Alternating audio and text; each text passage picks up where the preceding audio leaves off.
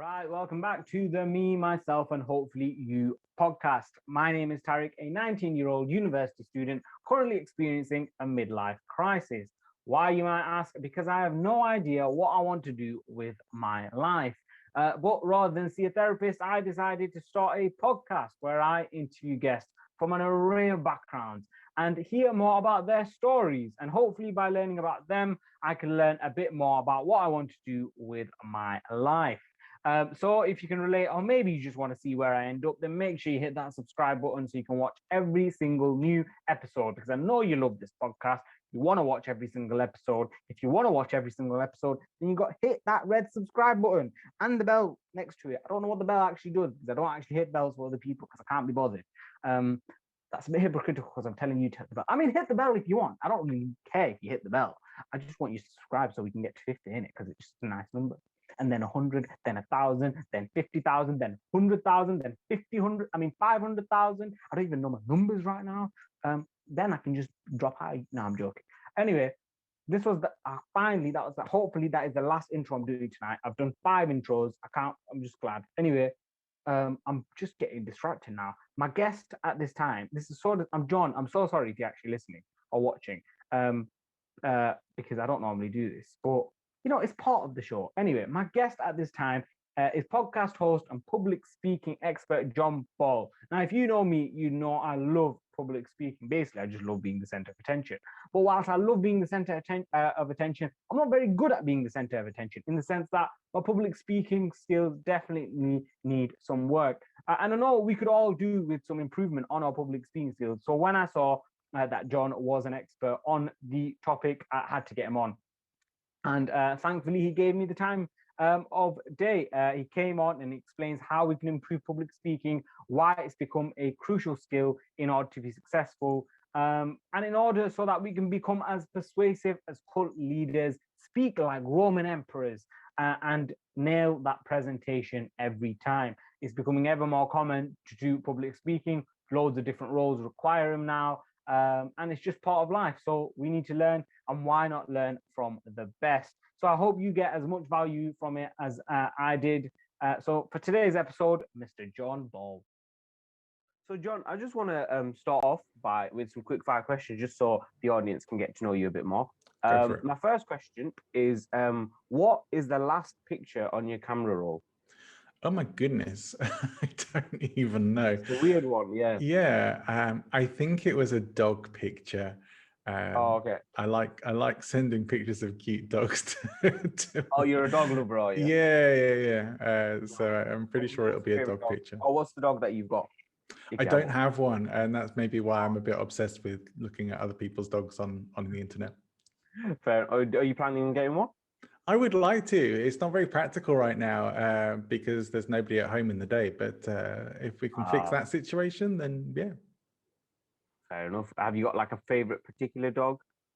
It's my favorite particular dogs are rescue dogs. It's always going to be a rescue dog for me. Oh wow! Why is that?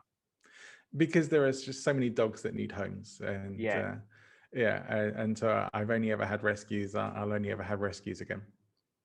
See, that's my approach to having, when people, like I always say, I mean, I guess maybe particularly because I'm a guy, but I've always said I don't want my own kids. I feel like there's kids there without, like, parents, without a stable home, and you can offer it to them. So we're similar in that regard, I guess. Me and you, John, right? We got this. My next question is, who would you say is your role model? That's a tough one. I have multiple. I don't think there's anyone who I'm like, oh yeah, that's who I want to be exactly like.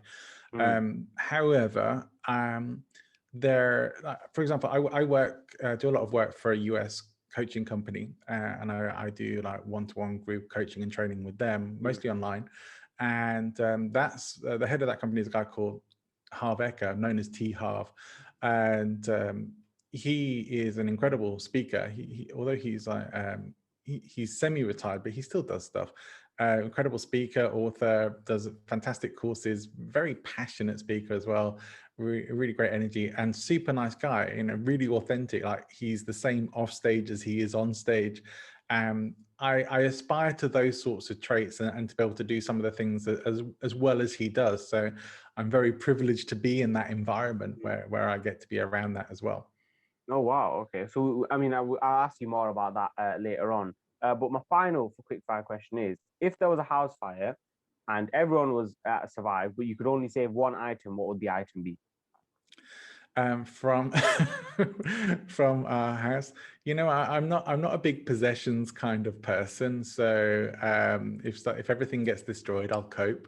Um, yeah, the really like I used to say like family albums, photos, but all that's online now. So scan all Yeah. the photos. It's all accessible. If I could, I would probably try and save my keyboard. That's it, my music keyboard. Oh, But I was thinking, why would you want? Because when you said keyboard, I thought like a like computer keyboard. I thought, why would you want to say that? Right. So you're into your music, yeah? yeah. Oh, okay. Oh, that sounds good. Yeah, no. The thing is, this question, I feel like I should have been podcasting 10 years ago before everyone uploaded their photos online, because then that would have been a good question. Like, what would you say? But now everything's online anyway. So if everything got destroyed, there isn't much. You could just be like, oh, I'll just get next day delivery for clothes and whatever, and all your items and Amazon. So I mean, Yeah, but I it's a wouldn't decent love question. it, but I would deal with it. Yeah. Yeah, yeah, no, fair enough. So I mean, for the audience again, would do you mind just sort of explaining yourself and sort of what you do, John? I often get asked to explain myself, Tarek. Oh dear. Explain yourself, John Ball. Explain yourself. It's usually my mum who says it, Yeah, but yeah. yeah. So I am a podcaster like yourself, and but primarily I am a speaker and a speaker trainer. So I teach people the ability to present and speak well, mostly online these days because isn't everything right now. And I also within that teach persuasion and influence within an ethical framework for people who are speaking from any kind of platform, live, recorded, in online, whatever. Okay. That's what I do. So the persuasion part of it, that intrigued me, especially. What does that mean? Like, why is it persuasion in an ethical environment? Okay, Of so yours? there are tools of persuasion and tools of influence, sometimes even called weapons of persuasion or influence, things that make you more persuasive, and sometimes they're quite hidden. And so, I've heard them referred to as the hidden tools of persuasion. But if you utilize them and you utilize them well, you can get better results, shall we say. You can persuade people more, like whether it's an argument. We spend all of our days persuading people, and some of us are better at it than others. It's not necessarily persuading someone to buy something. It could be persuading somebody of an opinion, persuading someone to buy this thing rather than that thing, or persuading someone to go out for a coffee, or whatever it is. We spend all of our times persuading people. But a lot of persuasion is utilized within unethical contexts, because a lot of the tools of persuasion are used by con artists and people who really just want to Ah, get money off you. So they know, the people who do that professionally, they know the tools of influence and persuasion, or they figured them out along the way, and they utilize that to get people to part with their money. And often it's not till afterwards that people realize they've been ripped off. okay, I see. So it's all. I think again, that's sort of. I read the art of persuasion in when I was looking you up. It came up when I was looking you up. Sorry, and it interested me mainly because I'm studying history and international relations. There's a lot of with history and politics. There's a lot of debate, and so if I have the tools to be able to persuade, I'm hoping that I can maybe not necessarily change their opinion, but be able to get my opinion across more in a better and more efficient manner. I think a lot of Yeah. people struggle with that, especially. There, I there know are I. some, yeah, there are some really important elements to this. And you being someone who's interested in history yourself, the history of this goes back to Aristotle, and Aristotle figured out particularly these modes of persuasion, which are referred to as rhetorical devices, and he codified it. He wrote it all down, and not much has changed on that in the centuries since Aristotle, that we still refer to that. It's still things that still work. Those rhetorical devices are still used. And I teach a lot of that within more of an updated framework of utilizing that in an online setting. But there are also things like understanding things like logical fallacies and how people can use those against you. And very often in debate formats or in presentations that are presenting a formal argument, not a heated argument kind of thing, that these things can be used quite often. And it's important to be able to understand them, because a lot of them can be used to kind of trick or mislead or deflect or distract. And if you can identify the fallacies, you can point them out and help the other person correct them, whether they're using them intentionally or not. You can actually steer a discussion or an argument down a straighter path by being able to understand and identify the fallacies. Sort of bring them into your frame of mind, essentially. It's more of a sort of study of logic, I guess, and what actually really works. And so understanding when somebody's like, let's say, for example, you make a comment or say something and somebody attacks you personally rather than the argument, that would be called an ad hominem attack. But it's not actually necessarily relevant to the discussion, because you're discussing a point, not your personal differences. You watch any representative of the government on TV these days, and I do see stuff from the UK still, and they get asked a question. They don't actually answer the question. They just say what they want to say. And you see them with Piers Morgan or whoever, and he'll ask the same question over and over again, and they still won't answer it. And that is also a rhetorical device to deflect and distract, by taking people down a different path, or answering the question in a way that allows them to bypass what they don't want to say. Yeah, no, 100. And it's very, I mean, I think there was a recent clip from with Matt Hancock, the health secretary, and Piers Morgan. I can't even remember what they were talking about, because I was so fixated on the fact that Piers Morgan, and I'm not the biggest fan of Piers Morgan, but he sort of repeated the question like 10 times to him, and he just wouldn't answer the question. And it was a clear example of the fact that, like you just said, that for a politician, the aim isn't let me hear this question and try and answer it. The aim is let me pretend that I'm listening to the question, whilst really I'm trying to figure out what do I want to get across. I don't think it's even that. Yeah, I don't think it's even that anymore. I think it has, particularly in UK politics, we see that, and we do see this more from the current government, that it is a case of they don't even really care about answering the questions. They just want their talking points, and they've got their script, and that's all they're going to say. And they've been briefed not to veer off the script, and so they don't. So you might not know the answer to this, but do politicians tend to have, or at least ones that are in the cabinet, health secretaries, home secretaries, etc., do they tend to have someone like yourself, like a public speaking expert, speaking to them how they can, Yeah, absolutely. On my podcast recently, I had a political speechwriter, Simon Lancaster, on as a guest, and so he's someone who, in fact, it was from him that I first sort of understood and learned about the tools of rhetoric and got deep into studying them. But yeah, he's mostly written speeches for people more on the left in politics, but definitely politicians have speechwriters. They have people who understand these devices and who say, say this and exactly this. And they know what they're doing. But also, when people who go into politics, they often study politics, and they will go to there's schools for politicians.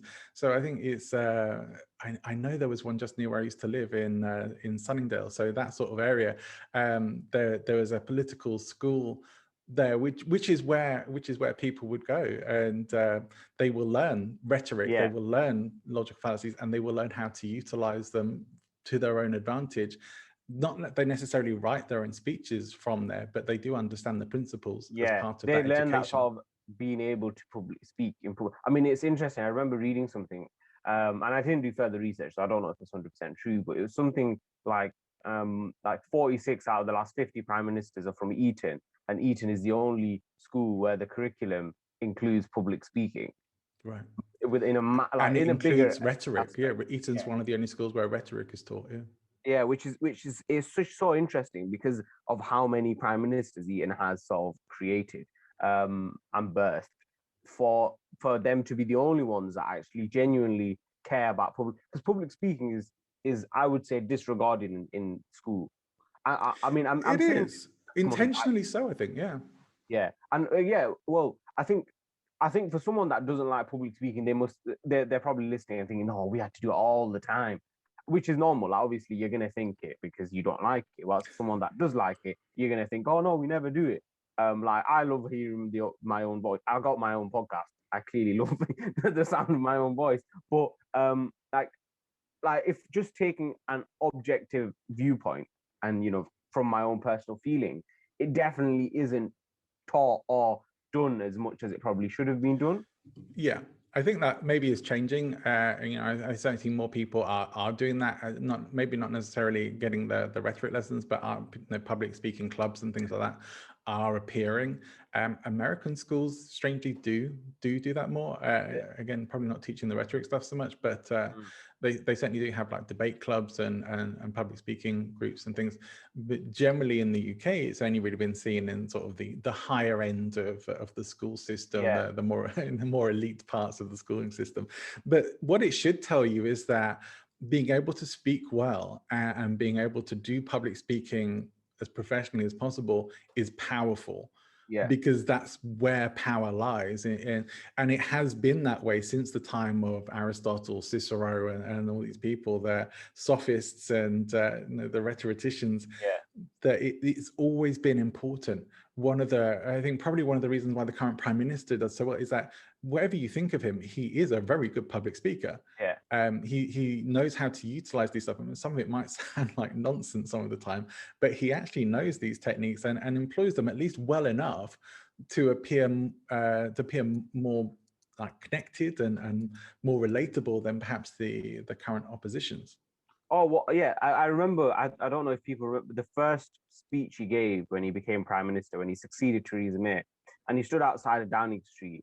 And he's particularly good. I wouldn't say he's good at public speaking as a whole, but he's particularly good at when he stood there, when he knows he's not got a question to answer, he just has to speak.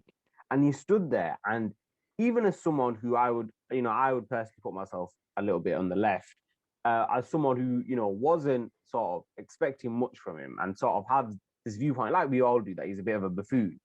He came across as this intelligent, you know, passionate speaker, but in such a calm and collective manner, something that we hadn't really seen. I wouldn't say Cameron was the best public speaker. I wouldn't say May was the best public speaker.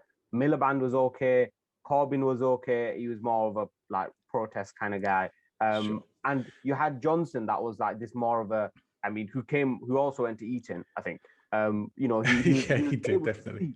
He was able to sort of speak, and I think for a few days especially, it kind of like a lot of people that were sort of on the fringe of him sort of started supporting him a little bit because he had this ability to do it.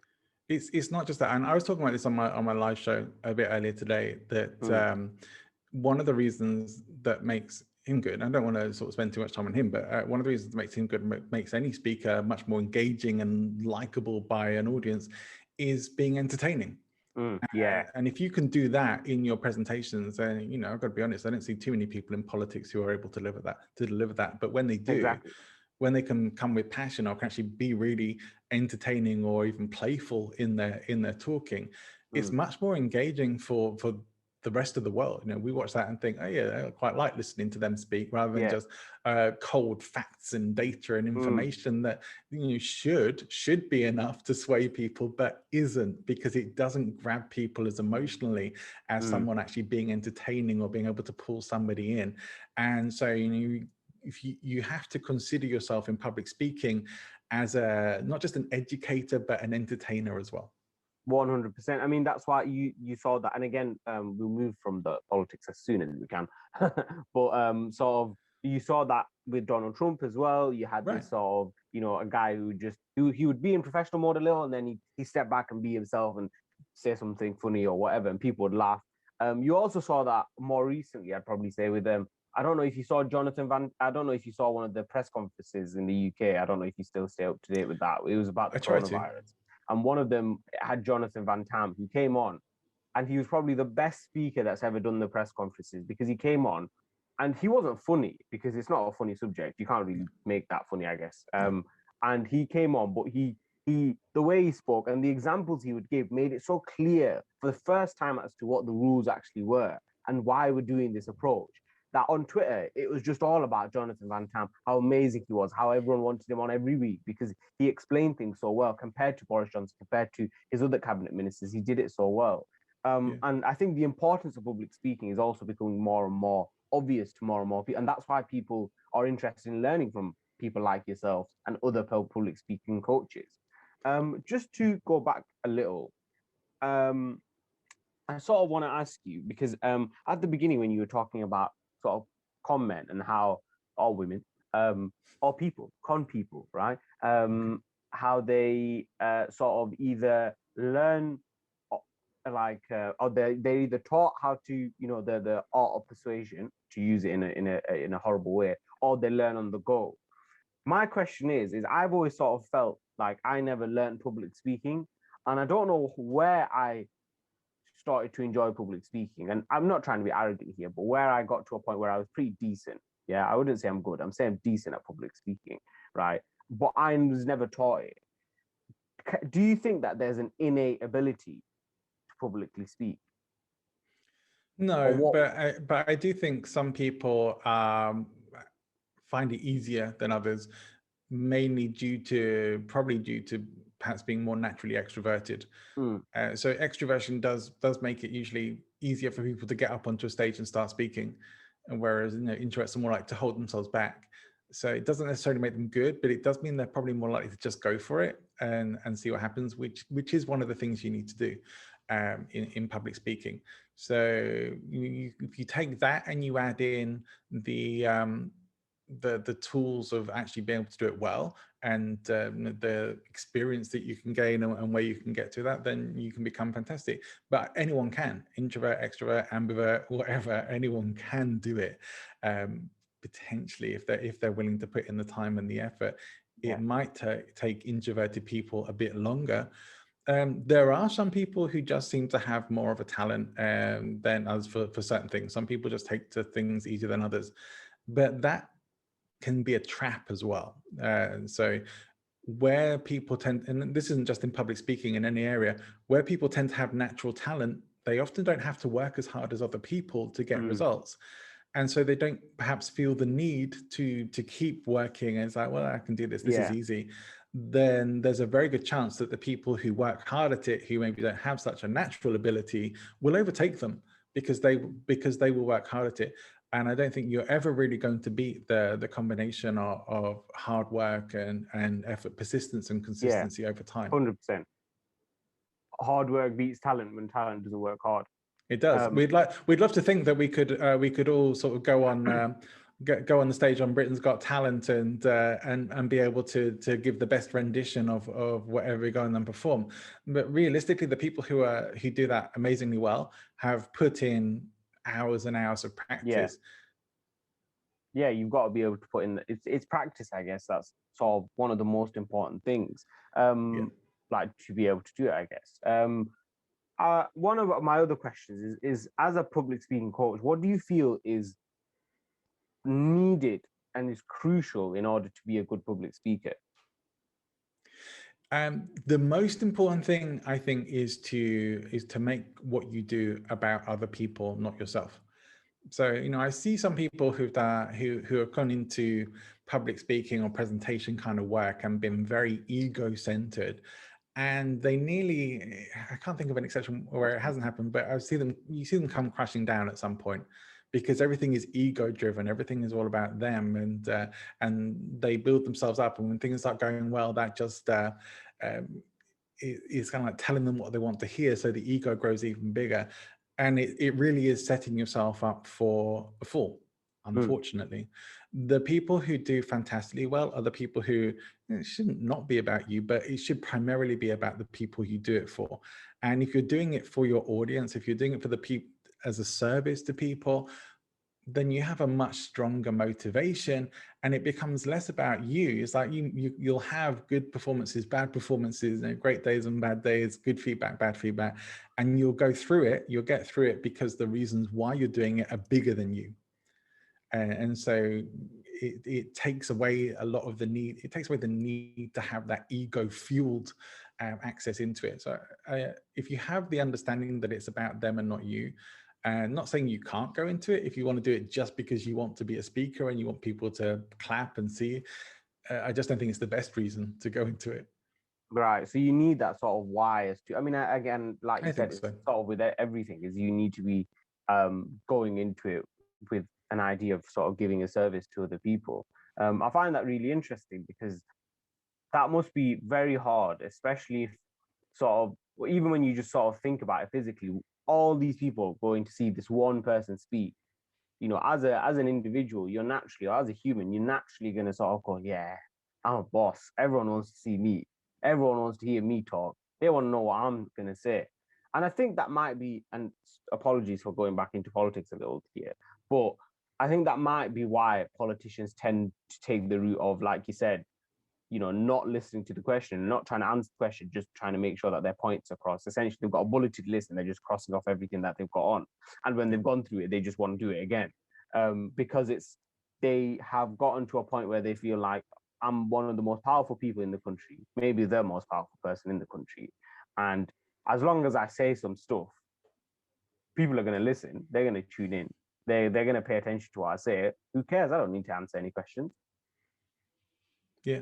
Well, I guess that's once you have a platform, what you do with it then comes down to you, right? yeah. And so you're in a public political platform. People are going to listen. You're being interviewed on TV by Piers Morgan. People are going to tune in and listen to that. They may not agree with what you're saying, but they're going to hear it, and you get your message across. And plenty of people will agree with it. And just being honest, people who do this, they understand how it works. And they understand what they can get away with and what they can't, and what they can say and what they can't. They get it. So I mean, this is probably the best way to get away from politics is we'll all probably do some public speaking at some point, as in our lives, whatever job we're doing, we're Chances probably are. asked to do something, like whether it's speaking in a meeting of a few people, or even like, you know, even if it's just, it doesn't have to be hundreds audience, just a few people, you might have to do a presentation for something, right? How would you, to sort of the ordinary person, what advice would you give them in terms of how to persuade? How how do you persuade? Like, how can we persuade other people to sort of come or to understand or sort of what the points that we're sort of making? Okay, so there are a few things. I think and I'll try and keep it as simple as possible. The first thing is you need to be clear on what the outcome is, and recognize that no matter how long your talk is, your audience are probably only really going to remember a couple of things afterwards. So you should decide what you want those things to be before you even start putting a talk or a speech or presentation together. And if you only have a short presentation to give, even if it's just a few people, think about what the outcome is. What do you actually want them to take away from what you say? Have some clear points, 1, 2, 3 clear points that you are going to put into your presentation, and make sure that they're understood and that they're talked about enough. The mistakes people tend to make are trying to put everything they know into a talk or a presentation, trying to cram as much in as possible, and it overloads people. It just does. Information heavy presentations, you know, like when you were at school and your teacher would just be at the front of the classroom and just giving you information. It's rare. I had rarely had the experience of having teachers who were engaging and entertaining, unfortunately, and I think that's Oh, you still. were lucky. I was very lucky in that sense, I think. Oh, good. I mean, my educational days were quite a bit before yours, but you know, it's a Only a few bit, only like a few years, John. just a few. Many of my teachers were good, but a lot of them were very dry. But so much of what they delivered, just because of the way the curriculum is set up and stuff, was education. The teachers who I liked the best were the ones who actually focused on having a relationship with the people in their class. You know, obviously an appropriate relationship, like not being best friends or anything, but just actually you could talk to them and ask questions and feel like you had some connection with them. And I think that's important in speaking as well. So, you know, being able to tell stories, be a bit playful where it's appropriate, or have an emotional connection, be understanding of people's situations. Yeah. not the sort of very old style of education idea that the teacher stands at the front and everyone listens, and you make any noise or talk amongst yourselves and you're going to find yourself on detention kind of thing. Is no, it's not like that. It can't be like that. 100%. You use the example there of a teacher, but it's kind of harsh to use a teacher because the job of the teacher is to, unfortunately, the way the curriculum works is you need to be ready for the exam, and you're not. They have to live within the constraints of their environment. But I use that as an example of perhaps, and this isn't the fault of teachers, this is perhaps an example of how the education system is generally not fit for purpose. 100%, because I had loads of teachers. I was very lucky in that I can't actually remember, but probably one or two teachers that I thought you can't teach, like, in terms of engaging. I'm someone that sort of, I'm there to be, reeled in by a teacher, like in terms of the information. Like, I'm just open to learning about anything and everything. And even the subjects that I didn't like, I was always listening. But if you can't get me switched on to what you're saying, then you must be bad, because I'm so open to the most boring of subjects. Even maths is boring, right? But I was always open to it.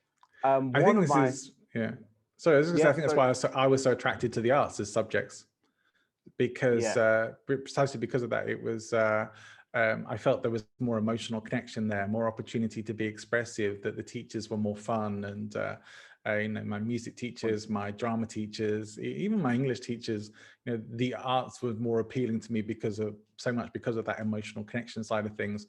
Whereas the stuff where you kind of just had to, I don't know, like French class would often be like learning by rote from my school days. History wasn't very interesting for me. But it is now, but it wasn't when I was at school. So it's just things like that. Like often it's the teachers who do captivate you that can really influence the direction that you end up taking.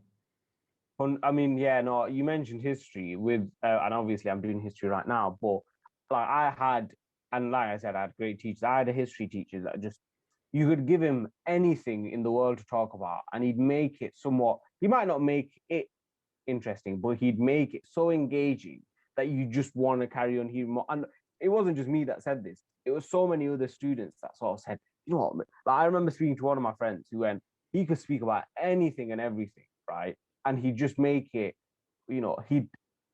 it looked like he had this passion for it, and that was his, life's work, because he would engage and he'd walk around. He would never just stand. He would walk around everywhere in the classroom. Like, he'd be behind you, he'd be in front of you, be on your side, whatever. And it just sort of helped with just the whole topic, especially if it wasn't your favorite topic. Right.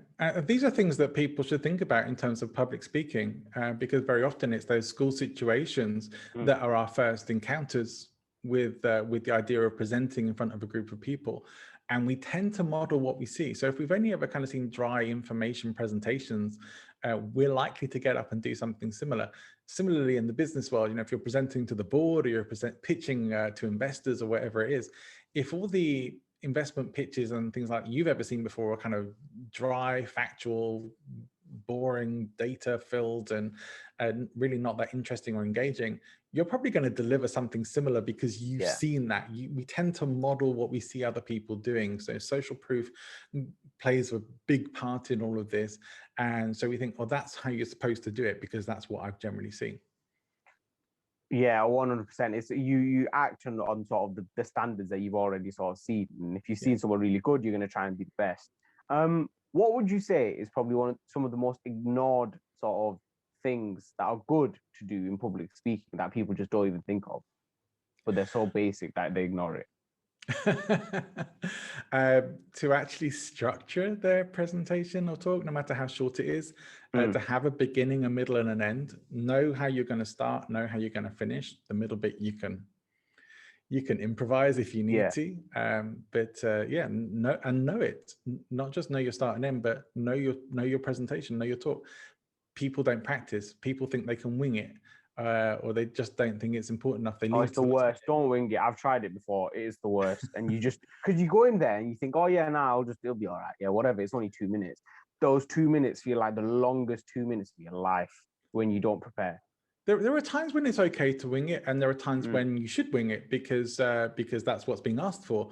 And so improvisation is a great skill to practice. But if you're giving a presentation that's being evaluated, or you're selling something, or you're presenting your business or anything like that, that's not the time to wing it. That's the time to have a mm, very well practiced presentation. That, you know, once you practice something well enough, you can wing it within the realms of what you've practiced. You can play with things that you've done because you know it really well. And so you don't have to worry about remembering stuff. You don't have to have any fear with it because you know your presentation inside and out.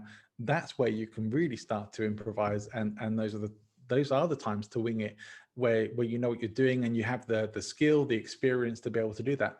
You know, I actually put together a last minute presentation checklist for people, just that if you do end up having to give a presentation on the yeah. hoof kind of thing, here are the things that you should do, and it's just a tick box, make sure you have all these things, and that's on my website. If anyone wants it, you can get that for Oh free. yeah. Well, I'll put that link in the description box on YouTube, and if you listen to Spotify or Google Podcasts or anything like that, I'll put it in the description, that too. Because that was actually my next question. Is, say for example, I had a presentation. What would you tell me to do? How do I go about it, to have a good presentation? Because that's probably the most common thing that you probably do in the future if you do any public speaking. Is there will be some element of a presentation. Well, the very first thing you do have to do when you give a presentation is hook your audience. Mm, And so you have to answer the question always that they're asking, whether they're aware they're asking it or not. It's still being asked. What's in it for me? Why should I listen? Why should I care? mm, And if you can't answer that within probably the first 30 seconds of your presentation, you may already have lost your audience, and you will have to work hard to get them back. So sometimes what you have to do is ask a question, or give a statement that sparks some curiosity, or gets people feeling like they're pulled into it a bit. And rather than just like, I'm here today to talk about this, and this, and like, okay, well, that's that's nice, but yeah. it's not very exciting. See, I always try, especially at the beginning, because I don't see myself. I've got a dry sense of humor, right? I'm just not funny. So although I like to pretend, I like to think that I am. Like as Dry in terms humor's of hilarious. I'm very, very dry. but yeah, like I like to sort of start off my presentations in a very informal way almost. So I'll just be like, oh, like whatever, and that sort of thing, just to start it off as a conversation. Because when you start it off like the example you use, I'm here to talk about blah blah blah blah, it becomes very bland and boring. Whilst if you just start it off, be like, so and so is a problem, then I feel like, do you think that works? It can do. Like, you just have to think what's actually going to engage them. Think about it in terms of like clickbait, but not clickbait. You're actually going to have something behind it. But you Yeah. do need to pull people in. You just need that hook. It should be something like, okay, I never really thought about that before. Like this morning on my live, I was just talking about, do you even know how to speak? It's like, well, yeah, of course I know how to speak. I just open my, but that's not what I meant. It's like how to really speak in front of people, and because most people don't. It's just sometimes asking a question like that is just enough to, oh, do I? What are you going to tell me? That is a good, yeah. Like if you were to start a presentation, went, do you know how to speak? It will be the automatic reaction, be like, yeah, of course I know how to speak. And then yeah, like you carry on from that. Like obviously, I know we've not got all the time in the world because this call's about to end. But my sort of final question to you is, what advice would you give? And if you want to revolve it around public speaking, you can. But what advice would you give to sort of younger people, 16, 17, 18-year-olds that have kind of left school, so they're not really going to do presentation in that sense, or do any like school presentations or school public speaking anymore, but they understand that it's very important? What advice would you give to them at this age into how to improve their public speaking? If success in life matters to you, if you want to be more successful, be able to present yourself as well as possible. Find a Toastmasters club, because you can go for free in your area, or some kind of public speaking club if you can. Maybe there's one that's specifically for young people, and just go along and practice it. Whatever you do, if you have your own business or you're doing anything professionally, be able to speak well, and those clubs can help you at least get a good head start. Brilliant. And just a follow-up question from that. And just almost the same sort of question is why is public speaking important? Why would you say is one of the most important things to learn, John? It is the number one leadership skill still. And so if you want to stand out in any way of life, be able to communicate yourself well and as effectively as possible. And that is it for today's episode of the podcast. If you did enjoy it, please do smash that like button, hit subscribe if you are new, and let me know in the comments below. And leave John's just linked in the description box as well. Give him a connection, give him a follow on LinkedIn and all his other social media platforms. And share this episode with your friends on social medias. Maybe someone's got a presentation coming up, an online presentation coming up. Give them, share it, because it's definitely been of value. Some of these podcasts I do like to listen back. Well, I listen back to all of the podcasts, but I do like to make notes on some of the podcasts, and I've got some notes written down on here, because it was just important to sort of know and remember. Like I said, it's an important skill to have, and I really do appreciate John's time. Other than that, thanks everyone for listening. If you did reach the end, let me know in the comments as well. Have an amazing week, and I'll see you next time. I didn't see you until next time. That time, did you see? Special one for you, John. That one was for you, lad. My room is so messy. Oh, wait. My room is so messy. It's not. It looks messy, right? But it's like, it's not messy. But then I guess that's what people who are messy say. They go, oh, it's not messy. I just know where everything is. Anyway, I'm going to shut up now. Yeah. I'm looking at myself. You don't. I'm not looking at you. I'm looking at camera. I'm looking at camera. I've not done that I've not done British Northern accent in ages. It's gone bad. Man looks bare fat as well right now. Look at my face. It's awful. It's awful.